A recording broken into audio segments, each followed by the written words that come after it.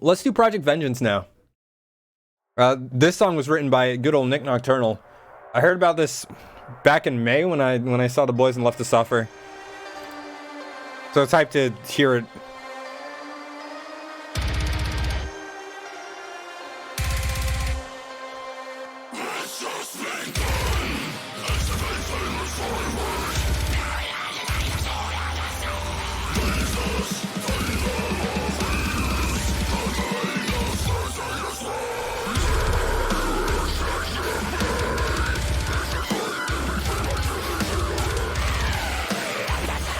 Ooh. Yeah, whole Crowd Magnetar album.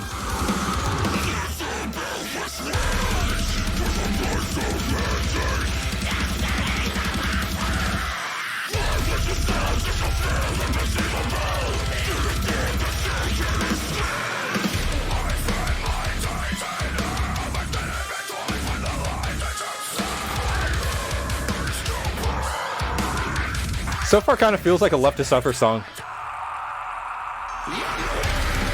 Never mind.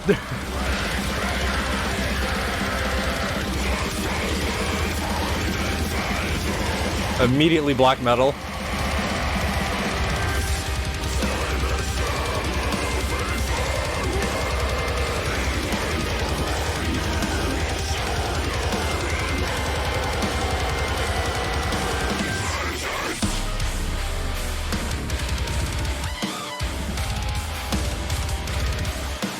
That's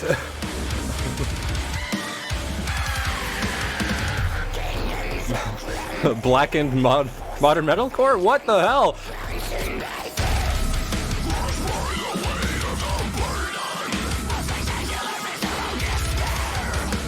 I think he'd just be like that.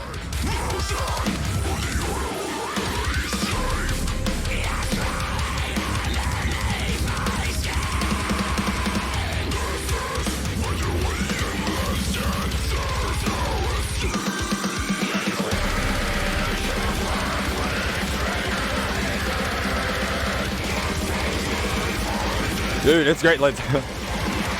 It's 5 people with like pretty insane voices.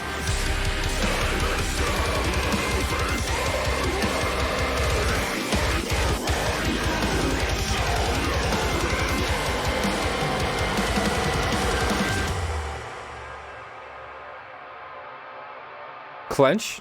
Everyone clench. Hope you've been practicing. Everyone just clench. Everyone's clench.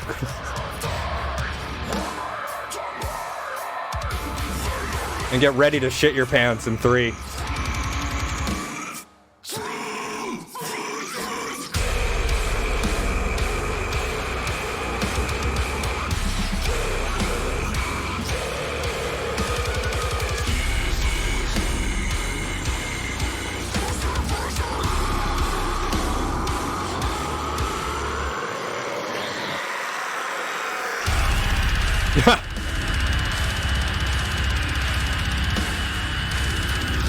Everyone shit your pants right now!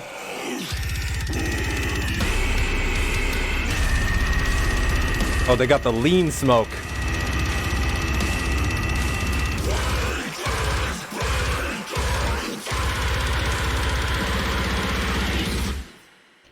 Dude, I got a lot to say about that. That's really interesting because I think this was like, I think the lore is that this was kind of like a throwaway song for Nick that he was supposed to work with someone on.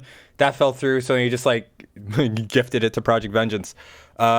And I feel like this song, it kind of sounds like, maybe this is a stretch, maybe I'm biased because, you know, I know who's in the band, but it kind of sounds like a lot of their bands just kind of all smushed into one for the song, which is kind of funny because if it is a throwaway song, it's funny how fitting it was with like, you know, those black metal or blackened, like Lorna, Infinite Annihilator type elements with like the groove that you would find in Left to Suffer, Traitors, and Spite. It was an interesting combo. I was like, that worked actually like pretty well given each of the vocalists on this project's like you know the bands that they're in.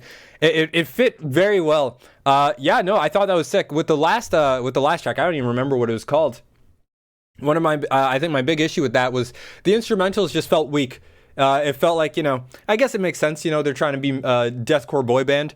So, you know, you really want to push the vocalists forwards, like they're supposed to be the focus. but the instrumentals definitely were lacking. And it didn't really, it didn't really deliver. This song, I felt like, there was actually much more to the instrumentals where you would actually be able to listen to the instrumentals on its own and be like, this was enjoyable. I don't even think the breakdowns were lacking. I think the guitars were kind of quiet. It felt definitely like drum heavy, vocalist heavy, and then the guitars felt like kind of far back. I would have preferred if they were a little louder. They just didn't feel like they had as much weight as they could have. It was definitely carried by the drums. But I would have liked to hear the guitars a little more, but I think that's being nitpicky, and I'll probably forget about that, or it'll sound different when I use a different pair of headphones. So, is complaining about mixing valid? Maybe. But for here, I think it's, fine. I think it's fine. But I think, if I had to, really nitpick, probably would want the guitars a little louder. But overall, I think good shit. That was exciting. I think that was definitely better than the last one they dropped, and I think more fitting as well. I think the first song I was like, I'm probably not going back to this, and ultimately I didn't. This one I'd come back to. I like that. It's definitely that sort of duality of the Left to Suffer sound, or not even the Left to Suffer. What is it? The sort of the more deathcore, hardcore bands, so like Traitor Spite, Left to Suffer, with the more blackened symphonic bands, so Infinite Annihilator, Lorna Shore. So it felt like it encompassed those sides of the members of this project pretty well. So I'm like, okay. I'm down with that.